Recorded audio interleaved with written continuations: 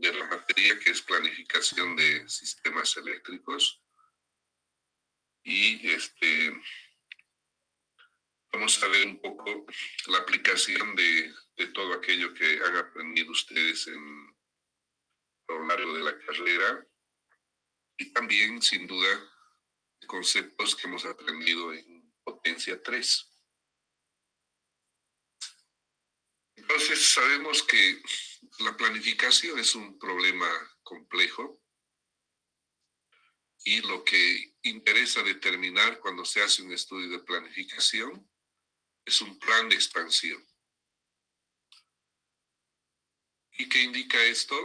Indica definir qué nuevas unidades de generación, qué nuevas instalaciones de transmisión deben incorporarse al sistema. Y lo importante es saber cuándo deben ingresar estas instalaciones y dónde deben ser instaladas. Entonces, cuando hablamos de planificación de un sistema eléctrico de potencia, el resultado es básicamente un plan de obras, un plan de expansión, que nos define qué generación hidráulica, térmica, debe ingresar al sistema para poder evacuar esa generación, qué líneas deben ser incorporadas o qué refuerzos deben ser realizados en el sistema eléctrico. Y la información importante para realizar este trabajo es conocer la demanda. Estos planes de expansión deben ser, dice, confiables y económicos. Y el periodo de estudio es normalmente de 5 a 30 años, ¿no? Entonces acá aparecen dos conceptos que ya son para nosotros conocidos, ¿no? Confiabilidad y economía o mínimo costo, ¿no? Entonces son conceptos que ya de alguna manera las hemos ido trabajando durante este tiempo, ¿no? El tema de que sea confiable y económico básicamente es un equilibrio, ¿no? Porque si queremos mayor confiabilidad es más cara y hay necesidad de más inversiones. Si quiero mínimo costo, tengo problema de confiabilidad. Entonces, lo que tengo que tratar de conseguir es un equilibrio entre confiabilidad y mínimo costo. Y aquí tendríamos que tal vez máximo quiere decir que por eso quisiera cambiar este concepto y decir y confiabilidad adecuada.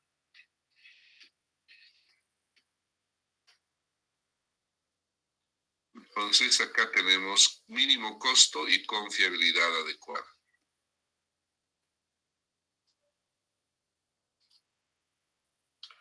Con confiabilidad adecuada me está dando la señal de que si yo quiero mucha confiabilidad implica un exceso de costo, un sobrecosto en las inversiones. Entonces un valor adecuado de confiabilidad me va a asegurar precisamente el equilibrio técnico-económico. Recuerden ustedes que cuando hablábamos de confiabilidad, trazábamos una curva donde mostrábamos precisamente el equilibrio, ¿no?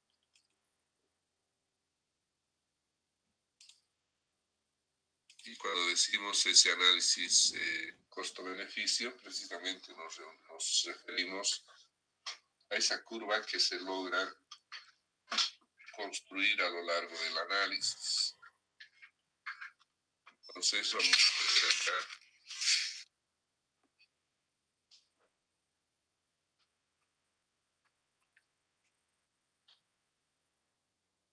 Entonces, por una parte, vamos a tener una curva que es la de la inversión, y por otro lado vamos a tener una curva de energía no suministrada. Entonces, la suma de estas dos me va a dar el valor óptimo de inversión. Entonces aquí, por ejemplo, aquí puedo hablar de la energía no suministrada y aquí puedo hablar de la inversión en obras. Y aquí, por ejemplo, en el tema que analizábamos antes, aquí podríamos hablar de la reserva rotante, por decirles algo, ¿no? Pues mientras mayor era la reserva, la energía no suministrada era más baja, pero implicaba un sobrecosto. Pero este valor de reserva rotante podría ser otro concepto, ¿no? Podría ser inversión en generación, en transmisión, etc.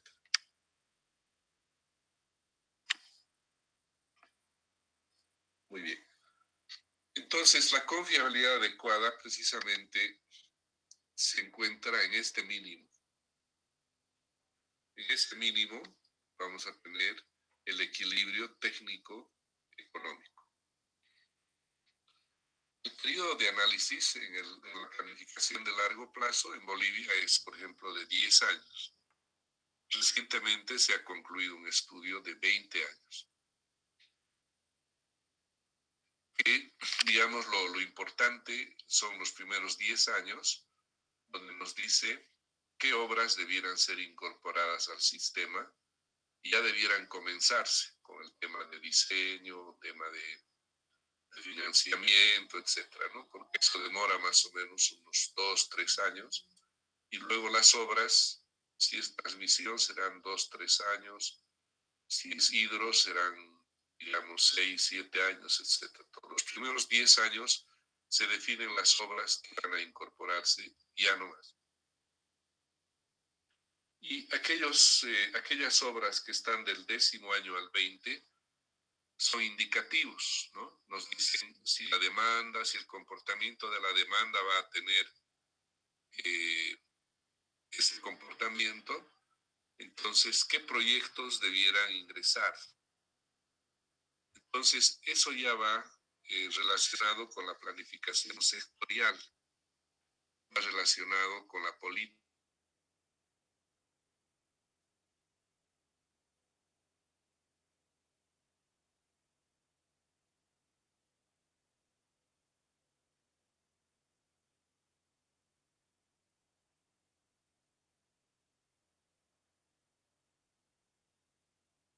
Entonces, yo sé que a futuro debería tratar de incorporar más generación renovable, hidráulica.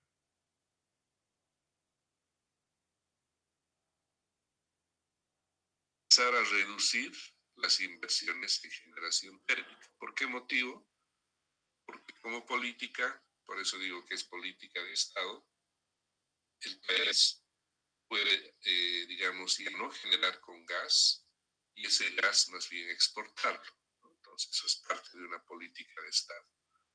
Por lo tanto, de forma indicativa, del 10º año hasta el 20 año, se define qué proyectos podrían incorporarse. Y luego, claro, estos planes de expansión se van revisando cada año, cada 2 años, y se va ajustando, ¿no? Se va adecuando en función a los cambios económicos que se puedan dar en el sistema, técnicos inclusive. Entonces, en estos estudios de planificación, hay aspectos que deben ser considerados, restricciones como por ejemplo de tipo técnico, ¿no? Económico, de medio ambiente, legales, inclusive del tipo político.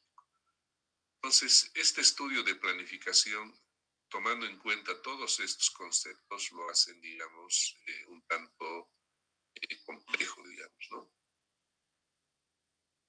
Sin embargo, existen herramientas para poder precisamente trabajar con estos temas.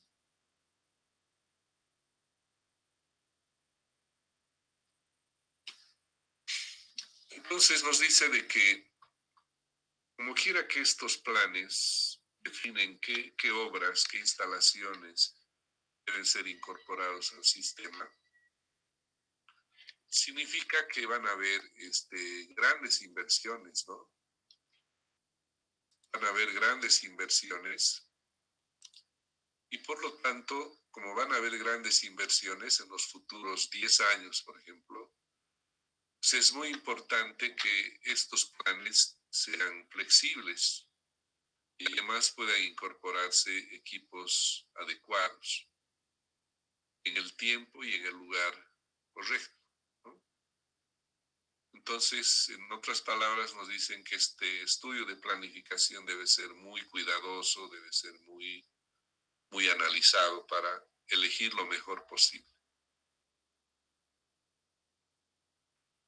Dice que los métodos de planificación actualmente se utiliza una serie de estudios, simulaciones, como flujos de carga, que ya tenemos alguna idea, estudios de estabilidad, estudios de confiabilidad y estudios económicos. Y como quiera que tenemos casi 10 o 20 años de estudio, entonces la cantidad de simulaciones que se deben hacer es realmente importante, ¿no? Y para ello, los programas de simulación tienen que ser muy eficientes, ¿no? Tienen que ser programas excelentes. En Bolivia tenemos programas para simulación energética y tenemos programas para estudios eléctricos. Los que son más conocidos, digamos, por el medio son las herramientas para estudios eléctricos, ¿no? Son para flujo de carga, para cortocircuito, estabilidad, etc. Pero los estudios energéticos nos dan una visión continua en el tiempo, ¿no? Porque la energía la puedo estudiar en un escenario de 10 o 20 años y para todo ese tiempo la información de la energía es de manera continua. O sea, yo puedo mirar todo ese tiempo en términos de energía. En cambio, en los estudios eléctricos no puedo ver eso de manera continua. Tengo que elegir escenarios base que me van a dar la idea de un momento, de una situación. A diferencia de los estudios energéticos que yo veo todo el horizonte en términos energéticos. En flujos de carga, ustedes han visto, puedo ver una hora, por ejemplo, ¿no? Para el cortocircuito lo mismo, voy a analizar una situación. Para estabilidad lo mismo. Entonces, la complementación de estos dos tipos de estudios en planificación es fundamental, es muy importante.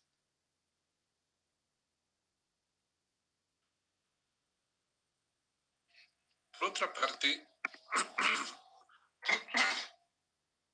hemos hablado de la expansión de la generación y de la transmisión. Como han visto ustedes en confiabilidad, el estudio se hace de forma más simplificada, es solo estudiar el desarrollo de la generación. Ese era el modelo jerárquico 1. Después se puede hacer el estudio compuesto, es decir, generación y transmisión. Entonces, normalmente la literatura, digamos, muestra que se puede estudiar de forma separada, pero hay que determinar o tomar ciertos supuestos. Si yo estudio solo la expansión de la generación, ¿cuál va a ser el supuesto? De que no tengo problemas de capacidad de transmisión.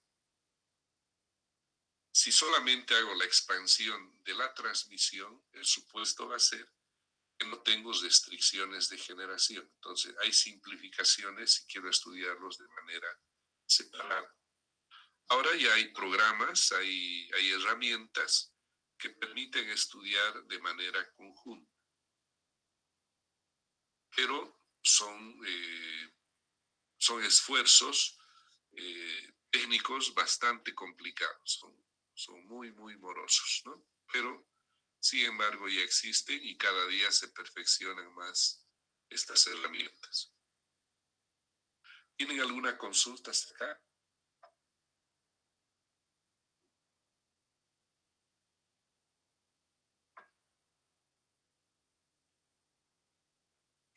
Muy bien. Entonces, hace un momento decíamos que la información básica para poder realizar el estudio de planificación es el pronóstico de la demanda. Es el dato sobre el cual básicamente se hace el estudio, ¿no? Normalmente el pronóstico de la demanda hemos conversado que se pueden hacer para el largo plazo y se pueden hacer para el corto plazo, para el mediano plazo también, ¿no? Entonces aquí yo podría poner funciones de largo, mediano y corto plazo. En el largo plazo estamos hablando 5, 10, 20 años, 30 años. En el mediano plazo estamos hablando 4 años y en el corto plazo estamos hablando desde el horario diario, semanal, mensual. Entonces, para el largo plazo tenemos una cantidad de años que va a depender mucho de la práctica que sucede en cada país. En nuestro país, lo aconsejable nos dicen que es hacer 10 años. En países donde digamos, ya tienen un desarrollo tecnológico ya bastante estable, se puede hacer una proyección de más largo plazo. Los periodos que uno considera para 10 años son periodos mensuales, ¿no? O sea, la información energética que yo maneje van a ser valores mensuales. Si la idea es de más largo plazo, bueno, puede usarse información anual de la demanda. ¿Por qué motivo en sistemas como el nuestro es importante hacer estudios no tan largo plazo, sino de 10 años, no de 30 años, sino de 10 años? Sucede que nuestro país, como ustedes saben, está como industrias, digamos, no es un país industrial, por lo tanto tiene un desarrollo, todavía tiene un desafío para desarrollar su infraestructura industrial. Y cuando entra una industria, la cantidad de potencia que ingresa es normalmente importante, ¿no? Entonces, por un lado, cuando hago la proyección de la demanda, esta proyección puede ser vegetativa, es decir, el crecimiento natural de la demanda, el consumo de la gente, etc. Pero cuando se tomen en cuenta los proyectos industriales, hay unos saltos en la demanda, son marcados estos saltos. Entonces, en países del tercer mundo que están o en países en vías de desarrollo, por decirlo mejor, no tienen desarrollada aún toda su capacidad industrial, entonces sus proyecciones de la demanda pueden tener saltos, ¿no?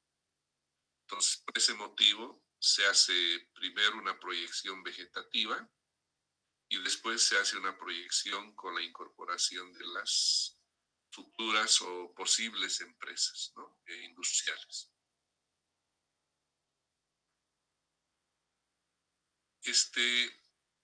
Cuando se habla de la proyección de la demanda de largo plazo, dice que existe una cierta incertidumbre, o sea, hay una cierta imprecisión, ¿no? Porque puede ser que estos proyectos industriales que van a entrar, puede ser que ingresen, puede ser que no, o puede ser que ingresen proyectos que no estaban previstos, por lo tanto, hay una cierta incertidumbre en el crecimiento de la demanda.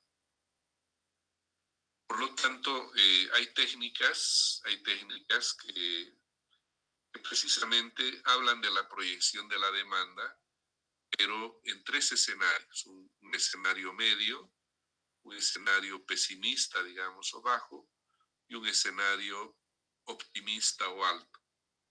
Entonces, el plan de expansión se hace mirando los tres escenarios y nos da una idea de qué puede pasar si la demanda es muy alta, digamos, es promedio o es baja. Entonces, nos da una idea de qué proyectos podrían ingresar en cada uno de esos escenarios, ¿no?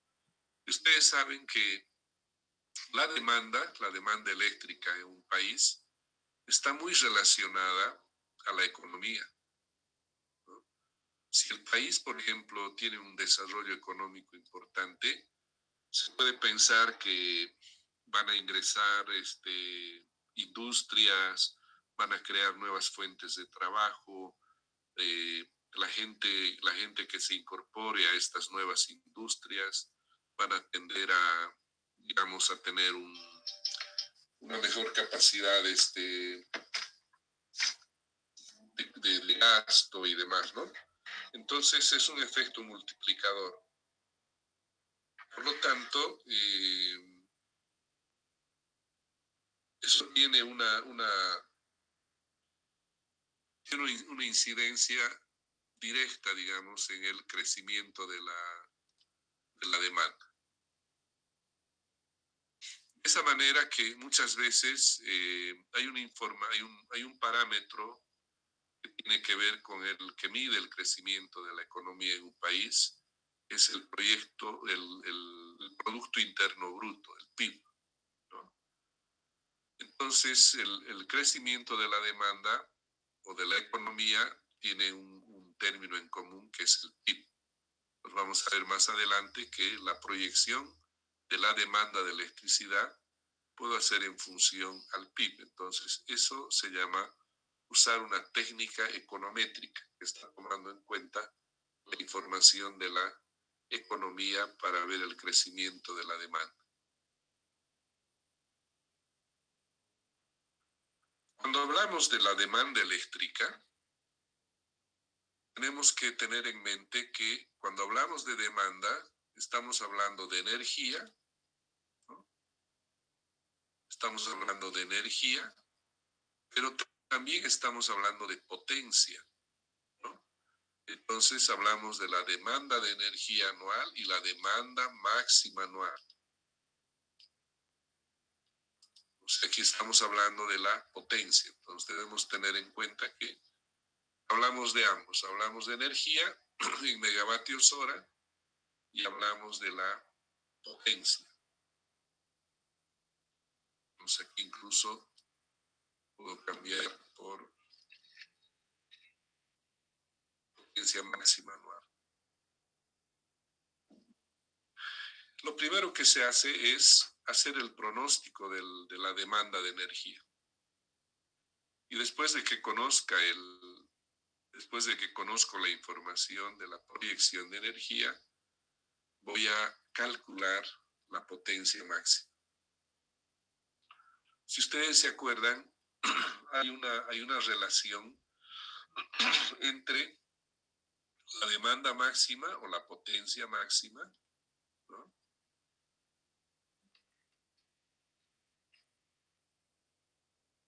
Y la energía. Y esto está relacionado básicamente por el número de horas del año, ¿no? O sea, es inversamente proporcional al número de horas del año y al factor de carga. Si yo tengo como dato la energía y conozco el factor de carga, entonces voy a poder determinar la potencia máxima.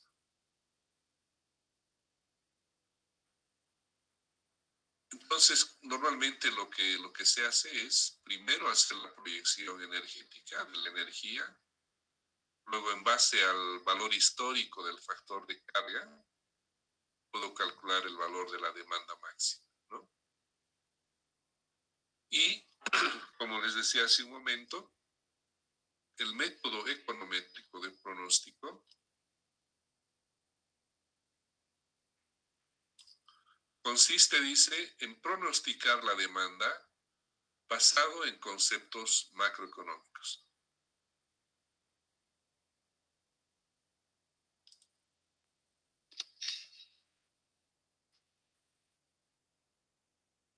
Para ello, la información econométrica va a ser el Producto Interno Bruto o el PIB nacional. Y este PIB está relacionado sin duda al crecimiento también de la energía eléctrica, porque suponemos, como decía un momento, si la economía va muy bien, entonces seguramente habrá la creación de nuevos empleos, de nuevos emprendimientos productivos, industriales, mineros. Y también ustedes ven que cuando crece la economía, crece la capacidad de la gente de recursos, crece también el tema de la producción de cemento, construcción de viviendas, mayor consumo eléctrico, etcétera, ¿no? Entonces es un círculo, digamos, virtuoso, ¿no? Por lo tanto, esta información del Producto Interno Bruto Nacional es muy importante. Por lo que les voy a pedir que ustedes investiguen para la siguiente clase es primero, ¿cuál habría sido el Producto Interno Bruto Nacional de los últimos 5 o 10 años? Y cuando conozcan cuál ha sido el Producto Interno Bruto Nacional de los 5 años o 10 años, ustedes van a ver que la diferencia entre cada año de este Producto Interno Bruto nos va a dar el crecimiento del PIB. Y vamos a ver entre qué valores ha estado el PIB, ¿no? Sin duda que en este tiempo donde tenemos el problema de la pandemia, todas estas proyecciones han quedado un poco en suspenso porque básicamente ha disminuido la demanda, han parado muchas industrias, han parado muchos comercios, etcétera, ¿no? Entonces, pero estos problemas son coyunturales. Cuando se hace la proyección de la demanda de largo plazo, este problema que sucede hoy, seguramente se toma la hipótesis de que va a mejorar en los siguientes años. Entonces, la proyección de la demanda de largo plazo es estable, se dice, ¿no? Que no se ve muy afectado por este problema. Pero cuando se hace la proyección de corto plazo, claro, este tema econométrico ya a veces no funciona muy bien cuando hay eventos como el que estamos viviendo hoy en día, ¿no? De problemas de toda índole, de salud, económica, etcétera. Entonces, por favor, para la siguiente clase, ustedes van a investigar, sin duda en Internet, van a poder encontrar la información del Producto Interno Bruto PIB para Bolivia, ¿no? Eso queremos, para Bolivia. ¿Correcto? ¿Tienen alguna consulta?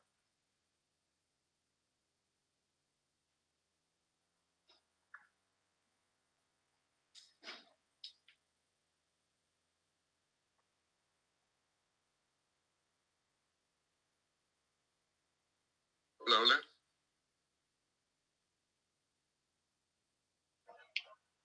Inge, vas a investigar el crecimiento del Producto Interno Bruto de los últimos 5 años, ¿verdad?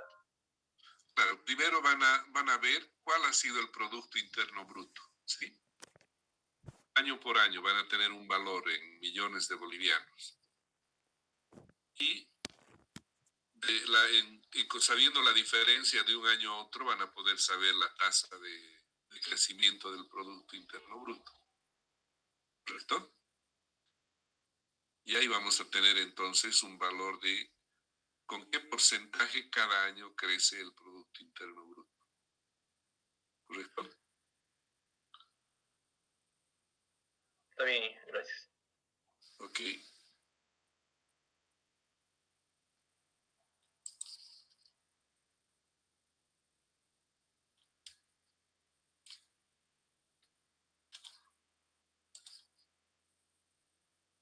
Muy bien. Para los estudios hay un concepto muy importante que es el año horizonte. ¿Qué quiere decir el año horizonte? Quiere decir que si voy a hacer una planificación de 10 años, el año horizonte es el 10º año. Si voy a hacer una planificación 20 años, entonces hay dos dormilones o uno creo que se ha quedado.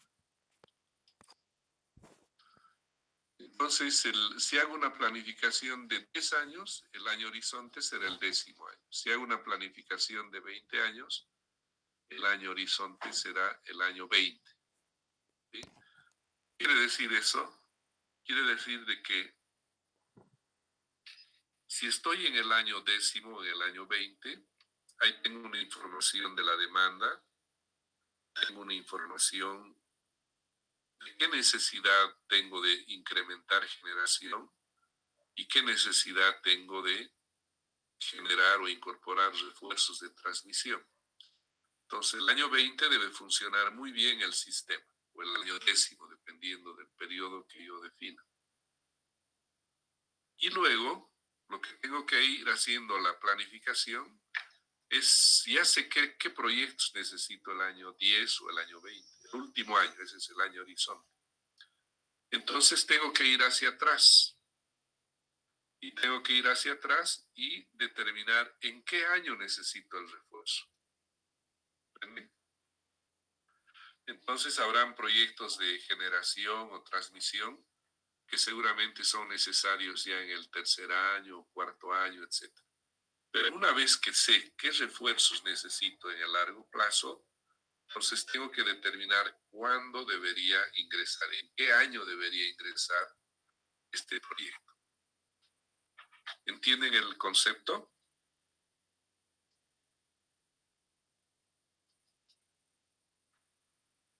¿Alguien me puede explicar qué es lo que hemos dicho?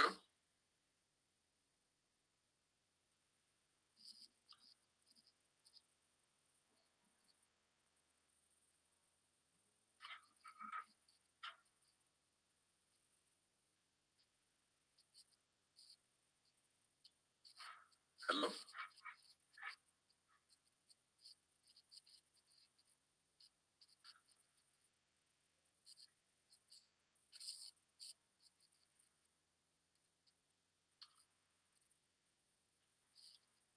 A ver, vamos a ver quién nos podría explicar. Alguien voluntariamente vamos a elegir.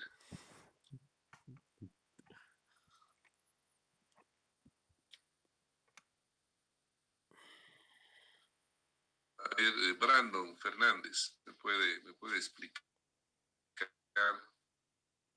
si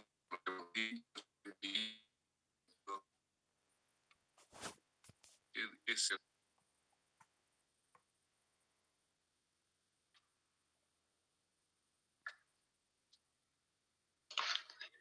Sí, se entiende, Inge.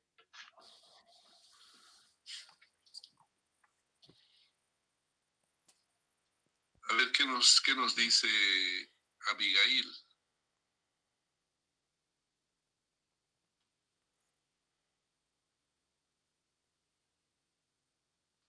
¿Alguien que quiera comentar esta parte?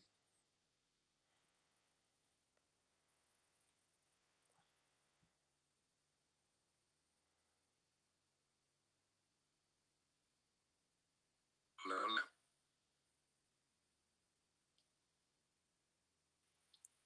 Buen día, Inge. Lo que mencionaba era de que el año horizonte va a ser, dentro de la planificación, va a ser de que si planificamos a largo plazo en 10 años, entonces nuestro año horizonte va a ser el 10º año. Correcto. Entonces, para ese año, como es el último año, voy a determinar los refuerzos que necesito para que el sistema funcione bien. Y voy a hacer estudios eléctricos, ¿no? Flujos, digamos, flujos de carga, despacho económico, etcétera. Y voy a ver cómo funciona el sistema y voy a definir qué refuerzos deben incorporarse al sistema. Entonces, si el sistema ya funciona bien para ese último año, entonces ahora lo que queda es determinar cuándo debiera incorporarse los refuerzos de generación o de transmisión. Entonces tengo que ir mirando hacia atrás también, ¿no? Tengo que mirar hacia atrás para ver en qué año debiera ingresar, de tal manera que el último año son estos los proyectos elegidos. ¿Está bien? Perfecto.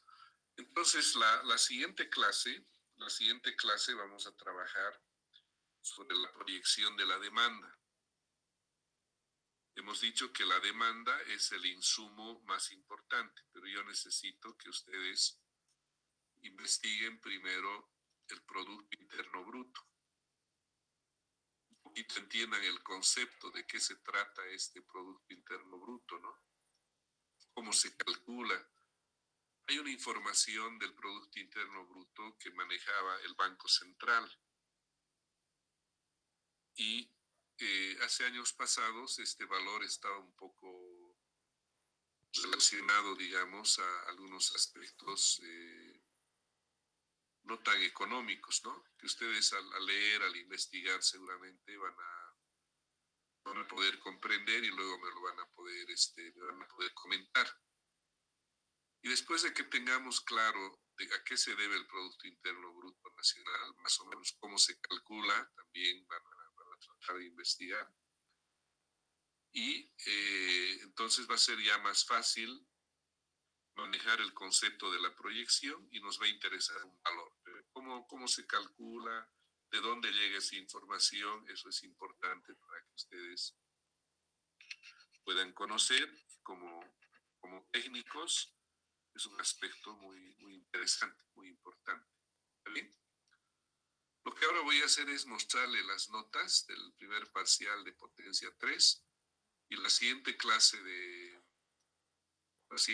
el miércoles por la mañana, entonces hablaríamos un poco de la proyección de la demanda, cómo se hace, cómo se trabaja y después iremos al siguiente tema, que es la planificación de la generación, el siguiente tema que es la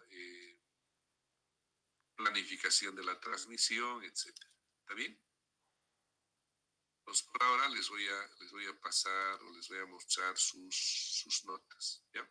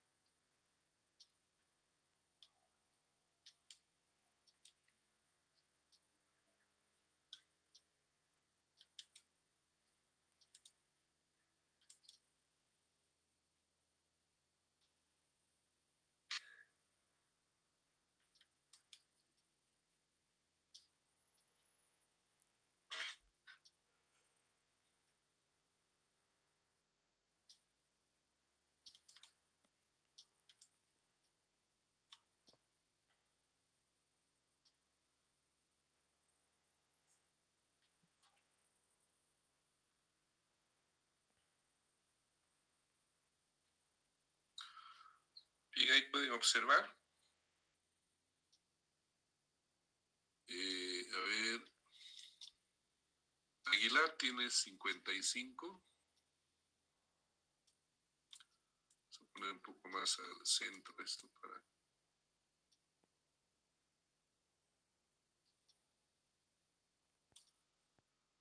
Antesana tiene 52.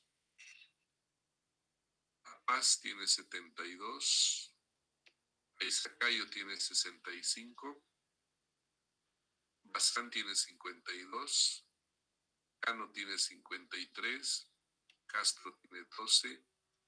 Condarco 53. Condori 52. Cuba 77. Hernández 65. Flores tiene 10. Guaqui 53. Guzmán 58. Herrera 87. Jiménez 58. Ledesma 77. Llave 40.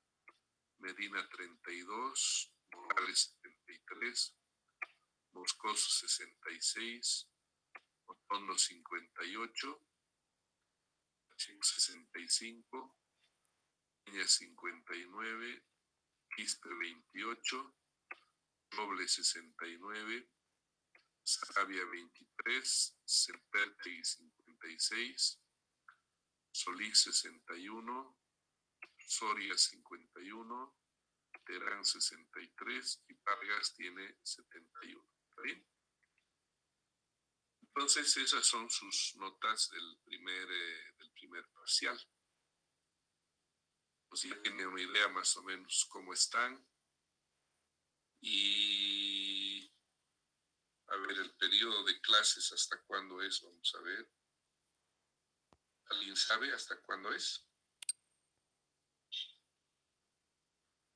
A ver, tengo acá el calendario, espérame un segundito.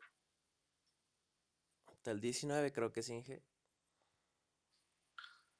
Sí, aquí tengo laboratorio ahorita, perdón, el cronograma.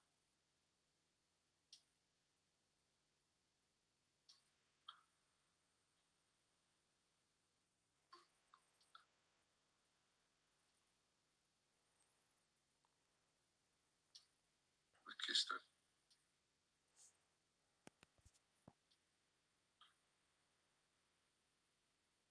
Ah, no, pensé que tenía, pero bueno.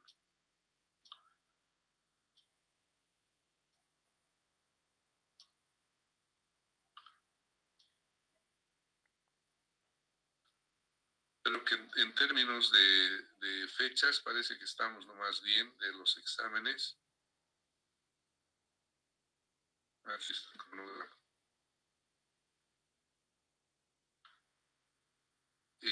Inicio segundos parciales 22 de julio, final 29 de julio, o sea, estamos bastante bien. El examen de simulación hemos dicho que va a ser el jueves, ¿no? Jueves 23. Entonces estamos dentro del plazo de los segundos parciales y podemos hablar el viernes seguramente. En función cómo avancemos en este tema, ya podríamos marcar la fecha del examen final. ¿Bien? Termina todo con segundas instancias, con todo. Termina el 19 de agosto. Entonces, va a ser todo bastante corrido en este tiempo, ¿no? Muy bien, ¿tienen algún comentario?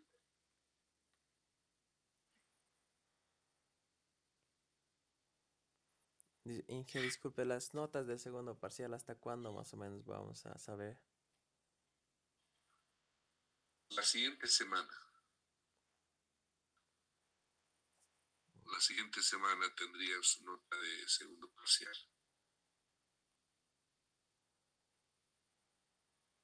Muy bien, entonces acá vamos a quedar. Ustedes tienen ese pequeñito trabajo de investigación del PIB. ¿Cuáles han sido los valores de los 5 o 10 últimos años? ¿Cómo se calcula? ¿Quién calcula el PIB? ¿Qué porcentaje de crecimiento tiene de un año para el otro? Entonces, esos factores luego esa información vamos a usar para la proyección de la demanda. ¿Está bien? Ahí quedaríamos por hoy y nos veríamos el día miércoles, entonces, por la mañana. ¿De acuerdo?